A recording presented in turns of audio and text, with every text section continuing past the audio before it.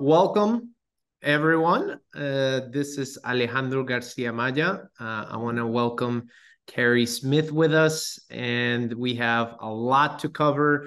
I'll give a little highlight of what we're going to do, and we'll go from there. So on my end, you all know me already. If not, Alejandro Garcia-Amaya. I am the founder of the Techstars Alumni group, and it's a group where it's created by and for Techstar founders. And this is our web series. We get the opportunity to host unicorn founders and cover lessons learned and best practices. As a reminder for everyone, want to ask you to please keep your video on, mute on, update your screen so it says your first name, last name. This will company name. This will come in handy during the Q&A session. Text your questions, as we're having a conversation here with Carey. Text your questions to Flor or Deborah. They'll send a quick text on the group chat just so you can reach out to them. Having said that, I want to welcome our very special guest, Carey Smith, and we very much appreciate your time. Thank you for giving back to your founder community and for joining us. So thank you, Carey. Welcome. Thank you very much for having me. I'm going to give a quick little background on you, and then we're going to jump right into it. Everyone here, I'm sure, has come across it. That's why they're here. But Carey founded Big Ass Fans, which is an amazing name. I love the name of that company. In 1999, and over a span of 20 years, bootstrapped it and ended up selling it for $500 million in 2017. He then moved on to create Unorthodox Ventures, a VC fund that helps founders build successful brands. And there's a lot to unpack. And as always, very little time. So let's get going. So Carey, before Big Ass Fans, you had a previous business venture. It was called Spring Cool.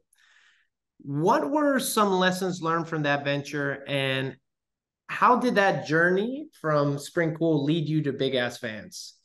And feel free to share what Spring Cool was, and then kind of take it from there if you like.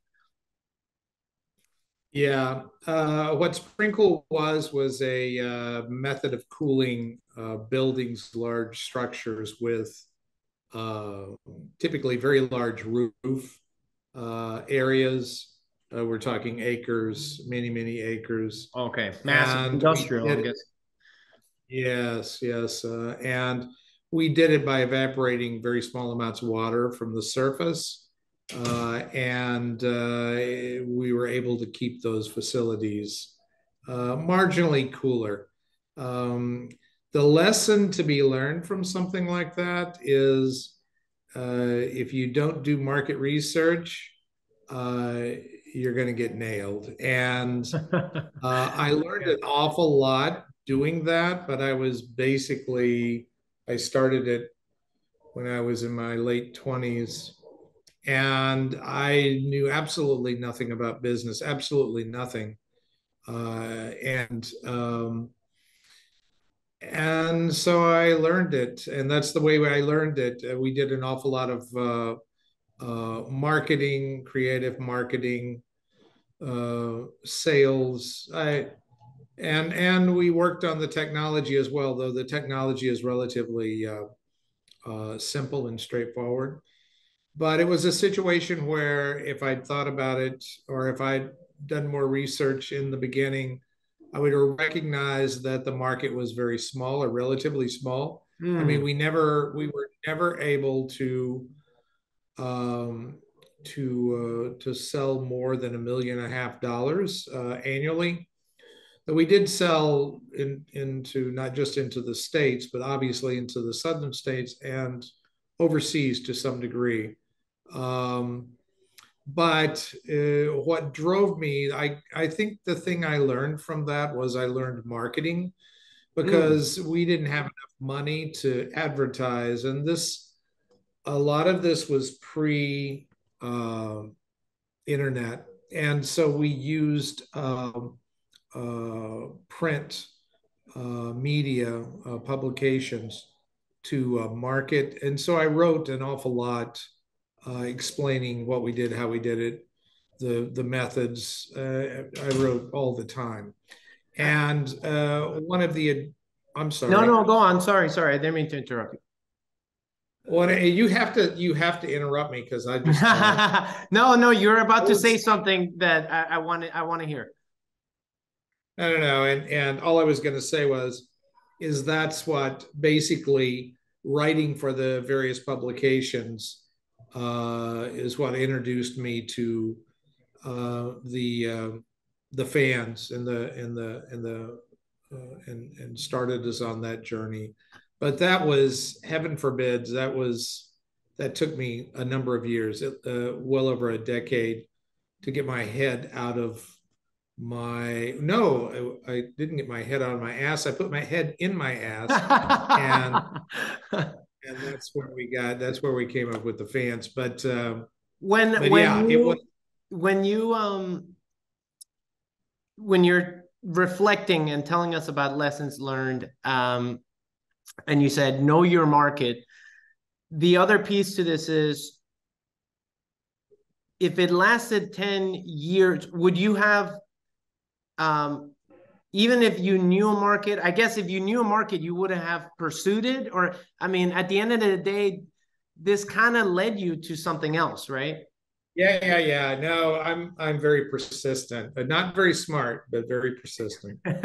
And it was useful in the sense that I did learn a market, and the market I learned was the industrial and distribution facility market, and all of the people, I mean, the types of people that worked in those markets and the way they communicated. So it didn't have to take as long as it did, but that's what I did learn. And I also learned how to, how to communicate with those people. And when did you, Carey, I heard this story and I thought it was really cool, which is when you came across what before Big Ass Fans was called Big Ass Fans, I believe it was called let me pull it up, HVLS.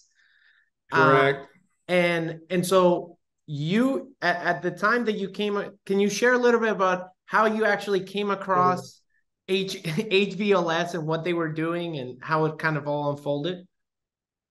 Of course. Well, I think it started from publications, because, as I said, I wrote for an awful lot of them, and naturally I read all of them.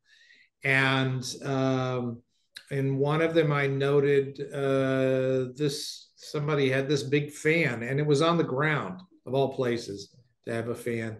But I noticed it because I was always very interested in fans, and just in general, because it sure seemed a hell of a lot easier to move air than it did to mist water. And so I saw this, and I called the people up. They only ran 2 ads, and I called them up, and I said, if this is what I think it is, and if it's got the potential I think it does, then this is your lucky day, because I'd be happy to take this on, to have a worldwide sales organization, a marketing organization. And they were, the guys doing it had gotten the idea from an individual that worked at UC Davis in the ag department, and their interest was cooling cows. And none of them knew anything about business, really. It was just, this fellow had the idea, and he asked one of his buddies to build it, and they built it for him, and that was that. And one of the first things they asked me to do after we made this agreement, it was interesting, was to collect. They had made 17 fans to that point, and they asked me to see if I could collect the money from the people that had the fans, because they didn't. Oh, they hadn't even gotten paid. They had sold 17 fans, but hadn't Haven't actually got Yeah. paid for it. Okay. So you were a They collector. were, yeah, I was for a little bit. I wasn't very good though, because nobody would pay us for them. So anyway, yeah. So, but anyway, so we struck a deal, and part of the deal was when I was able to sell a certain number of the fans that I was able to buy the IP for $400,000. I did. We bought it, and we started what was HVLS Fan Company at the time in the very beginning, but we quickly changed it to Big Ass Fans. And the reason for that really was inevitably when people called us on the phone to talk about this, and we would answer HVLS Fans, which was high volume, low speed, because that's what they. It was a very That's a very design. small, relatively small, yeah, with a very large. The diameter of the fans was up to 24 feet, very large, but operated with a horse and a half, 2-horse motors, so very small input. Uh, anyway, we would answer the phone, HVLS Fan Company, and there would be a pause, and they'd say, "Are you those guys that make those big ass fans?" And it's like, "Oh yeah, yeah, I guess we are." And so we changed the name, and it was about a year and a half in that we changed the name, and it was very interesting because we got it was probably one of the better things we ever did, That is truly because people, listening to your customer. yeah, no, Literally. right, exactly. And And but who we got so much pushback. you did? Oh, I'm Yes. sure. I'm sure that was very different to be able to brand yourself that way. What Mm. problem was, just a quick little recap for everyone else. What problem was Big Ass Fans solving? Is this Well, Mhm. yeah, in this country, in the South, typically large facilities, whether they be warehouses, distribution centers, or factories, are not air conditioned. And there's nothing quite like being in a 300,000 or 400,000 square foot plant, no windows, no conditioning, in the middle of the summer. It's just very hot. It was Wow. always, and I know this makes, if this is intuitive, but it was always significantly warmer within the plant than it was outside. So if it was 90 degrees outside, it'd be 95 degrees inside. And the way they solved this problem was they bought small fans. I mean, they just bought the little pedestal fans. I mean, you can see them at Home Depot or Lowe's, and you imagine what that was like in a 300,000 square foot facility. In addition to the fact that not everybody had fans, that people fought over them, which caused all sorts of problems with the maintenance supervisors and So I'm directors. guessing exactly. So a lot of the big sell was productivity. I'm guessing, increased productivity from the workforce while at the same time lowering energy costs. I mean, was that a thing? Yeah. And Yeah, the energy savings were about 30 times. I mean, it was ridiculous. It was about 3% of what it would be to actually use all of these smaller fans. And they were the ceiling fans. These were ceiling fans. And so they would be 20, 30, 40 feet in the air, and far beyond the control of the individuals working on the floor. And so, in terms of disagreements relating to fans, I mean, you didn't have them. I mean, we cooled or we were able to move air throughout very, very large spaces, and I have a and when I saw, sorry, and by the way, I apologize that there might be a lag too, a tiny little lag. Apologies on that. When you decided that so far this is this seems to be working, right? There are warehouses, they're beginning to purchase our fans. How did you do it? You mentioned that at the time, before you introduced your product, there were fans that were $50. I mean, they were not too expensive. Sure. And then your fans, if I'm not mistaken, were $5,000 fans. What led you to believe that this would work? Right? If you say, all right, people are currently solving this particular problem with $50 fans, what we need to do is introduce $5,000 fans, right? Like, what led you to believe that this could work? Well, the answer is one, the $50 fans were not really a good solution. I mean, again, I don't know if you've ever worked in a place like this, but it's, if you buy one of the pedestal fans, and let's imagine you're working at a workstation, then conceivably, I mean, you can put the fan on, turn it on, have it, Alejandro's got his fan that's working, he's fine. But typically in these facilities, there's a lot of movement. They move all over the place. And consequently, the single fans, the small pedestal fans, just didn't cut it. And they needed a holistic, or I thought they needed, and I was right, that they needed a holistic solution to the problem. And when you start looking at these small fans, they're fractional motors, and fractional motors meaning less than 1 horse on the pedestal type of fan. They use, relatively speaking, a considerable amount of energy, much more energy than a larger. I mean, the larger the motor, the less, in our situation, based on the amount of work we were able to get out of it, the less energy we used. And so any one of these facilities, even with 100,000 or even with 50,000 square feet, you could get a much better application, or much better distribution of the air. And though the upfront cost was significantly higher, the operating cost was much, much lower. And of course, we recognized that the cost was what it was, because that's what it had to be. But we made a big deal out of quality. And as a matter of fact, I'm here in Austin, and there's a facility here that bought fans 20 something years ago, and they still operate. I mean, they're outdoors and they still operate.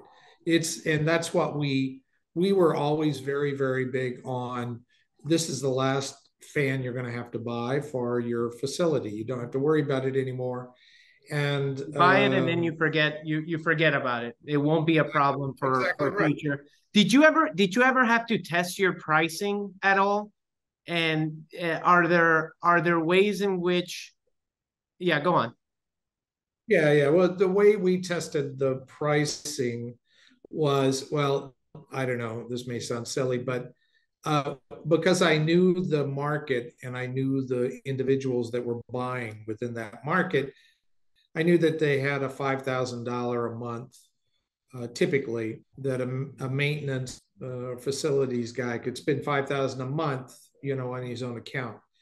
And so amazingly enough, I don't know how this happened, the sales price of the fans, the first fans were, they were $47.95, and then with the controller, it was just under $5,000, and that's what determined that price. And it was interesting because we would get some people, and again, we didn't publish this. This was because we used our own salespeople, and so it wasn't published. But it was interesting. There were probably more people that told me in the very beginning, the first couple of years, that they were amazed at the cost, or the price. They were shocked that it was so low. As many people told me that as told me, you guys are raping and pillaging the market, because this is just too much money. And so to those people, of course, we said, F off. You don't have to buy it. and but I think that what happened was, and it's interesting, again, the industrial market, that particular market is good because those people, they really, all they care about is results. I mean, they really, that's it. And for them to be able to move air over 10, 15, 20,000 square feet with one or with a 2 horsepower motor was something that was going to last for 20 years and you didn't have to mess with it. It was like, oh, that's like a no-brainer. And over the years, of course, we raised the price, and to the about when I sold it, it was somewhere around, the average was about $10,000. Of course, different product, slightly different Yeah, it product. evolved. And when I want to do a quick little switch here in terms of team and culture and recruiting talent.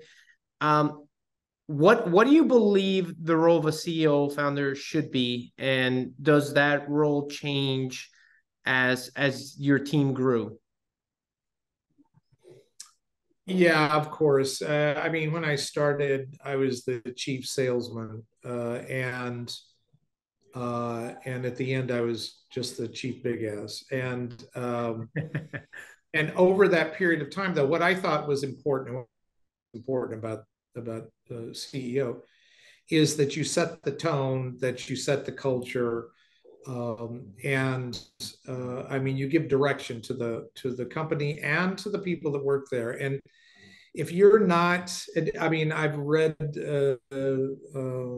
stories about, or listen to people say, well, I want to, how do I develop a culture? Well, the only way to develop a culture is to live it, and the person that has to live it, that personifies the culture, is the CEO. And I think that's what makes, if you're a leader, if you're going to be a leader, that's what you ought to be doing. And we were very focused on the customer and the experience of the customer. I mean, we had one department, all they did was call customers after you bought the fan and you installed it, to see what it was about it that you didn't like. How could we improve whatever we were doing?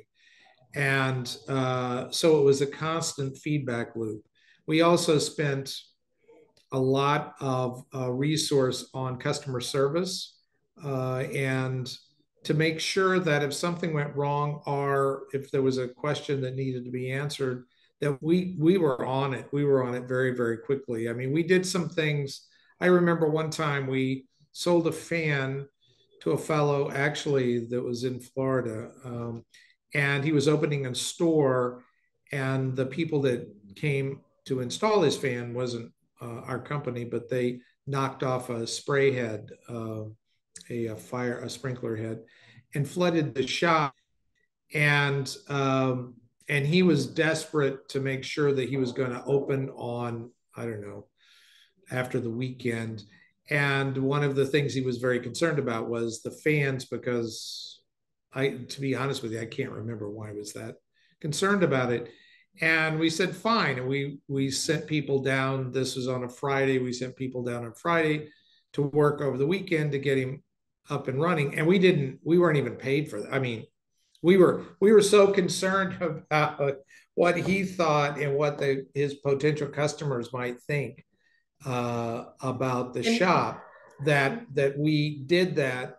And I think that if you treat the customers in that way, they remember it. And it's again, the people that we dealt with, it's very cut and dry for them. I mean, it's dollars and cents. You have to keep things up and running. If they're not up and running, then the opportunity cost is excessive. And so it makes it easier. It's easier than dealing with a homeowner, I suppose. Your focus then on customer feedback, constantly looking at how you can improve the product.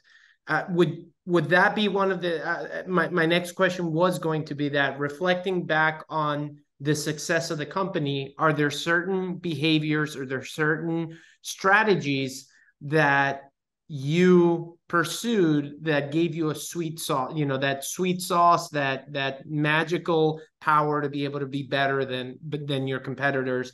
I'm guessing one of them was that customer feedback. So you're focused completely on how can the customer be happy, what's not making them happy, and how can we fix that. What was that very different from what like others were doing? Did you pay attention to what was available out there in terms of your competitors?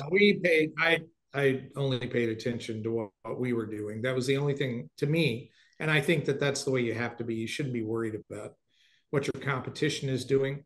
Uh, the other thing, if you think about it, is in order to treat the customers that way, you're dependent on the people that are working with you to treat the customers that way.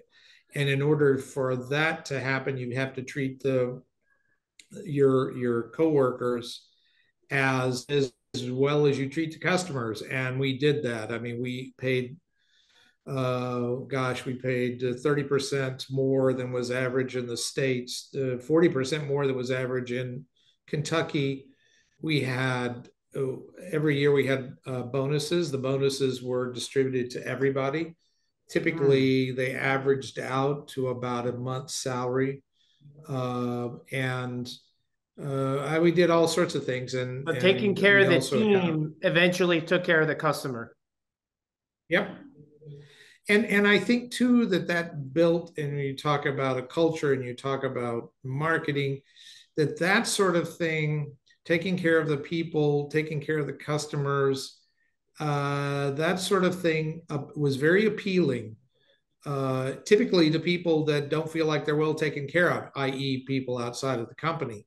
And I think that we had people call us, I know, and say, I've been waiting a long time to buy a fan. I wanted to buy the fan from you guys. I wanted to do this. Or if they were an architect, they wanted to write that on the drawing that they were putting in a big ass fan. It became a thing. I think a lot of people don't have especially nice jobs, and especially in industrial settings.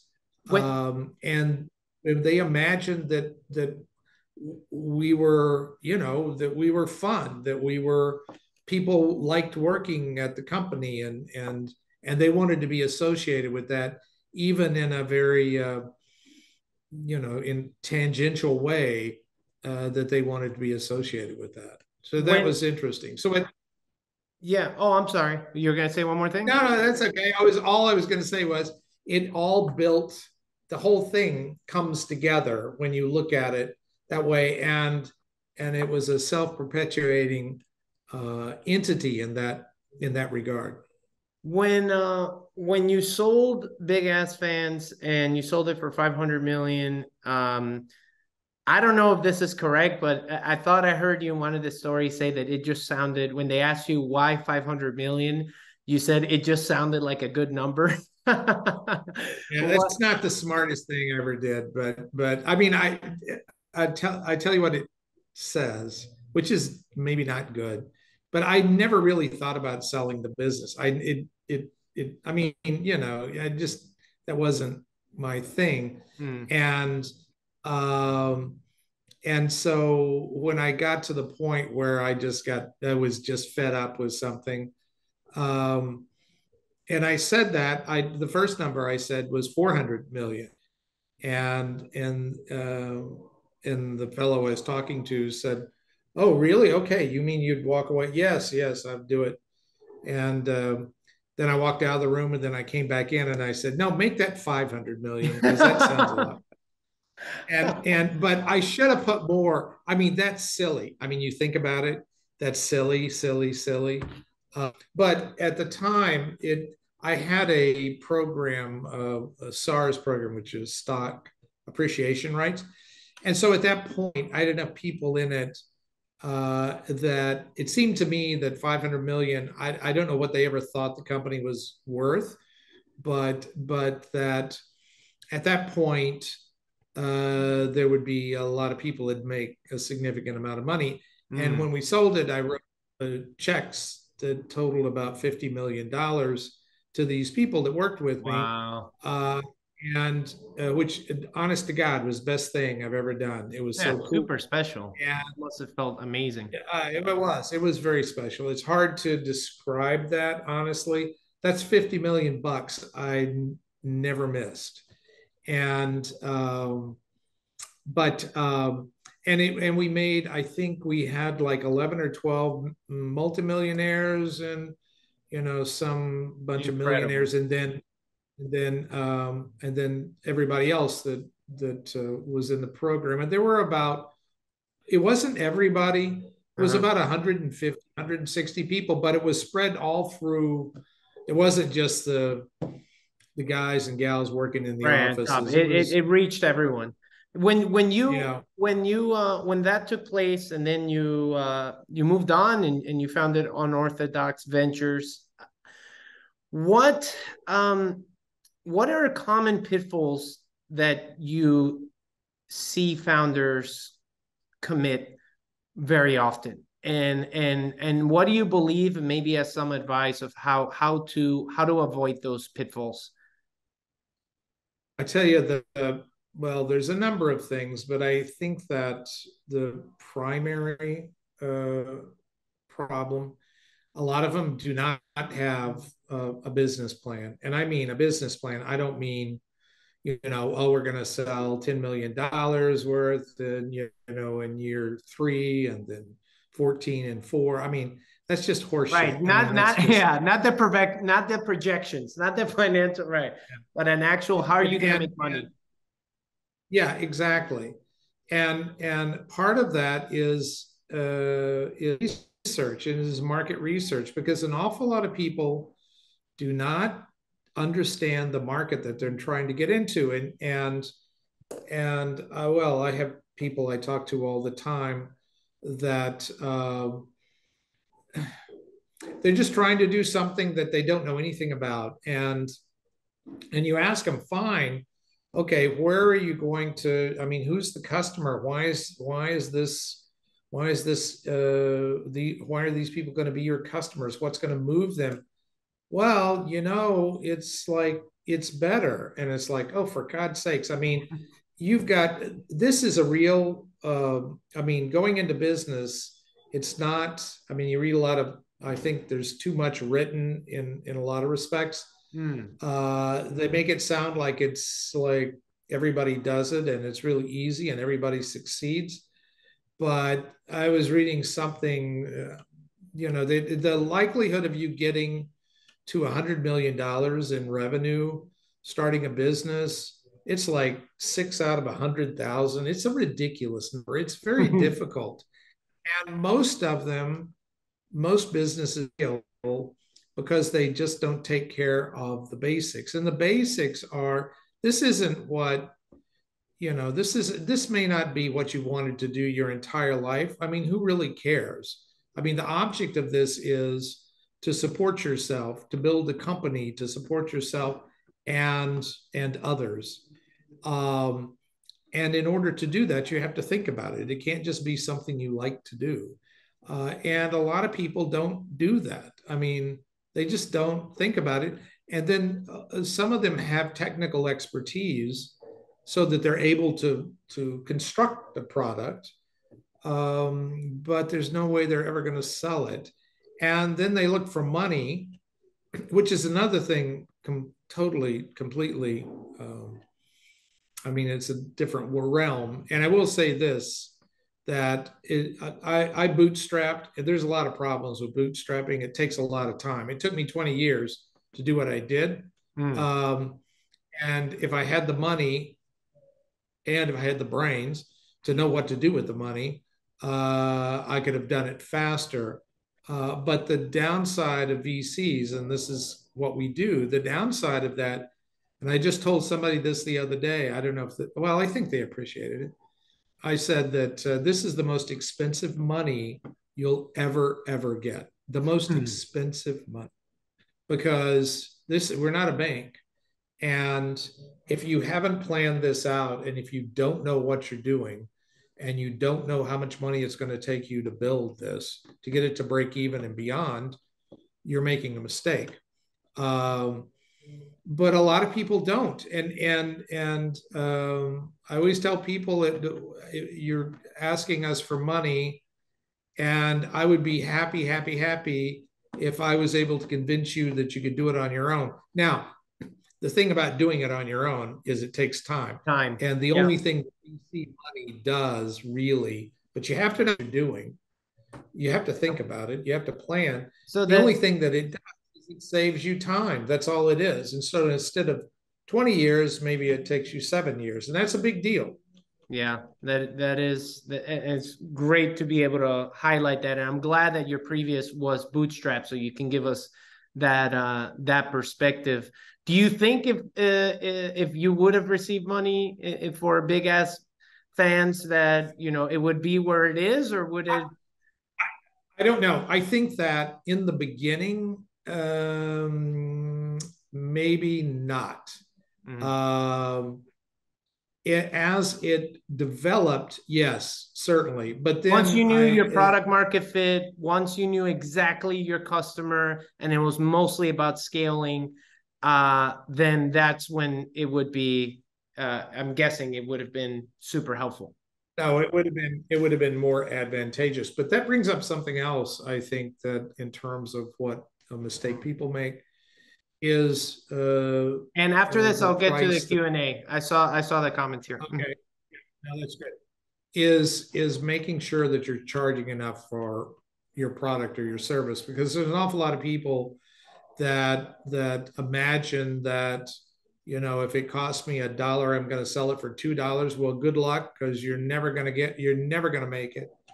Mm. And your gross margins have to be sufficient to support your your product iterations and your development and your marketing and your people. I mean, we did everything. We built everything in the States. We had one exception. When we were building fans for the Asian market, we had our own plant Over there, with our right? own people. But for the most part, it Yeah, was all American made.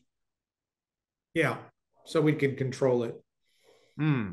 Well, thank you very much, Carey. Again, thank you for the time. Enjoy the rest of the day, everybody, and we'll reconnect on the next one.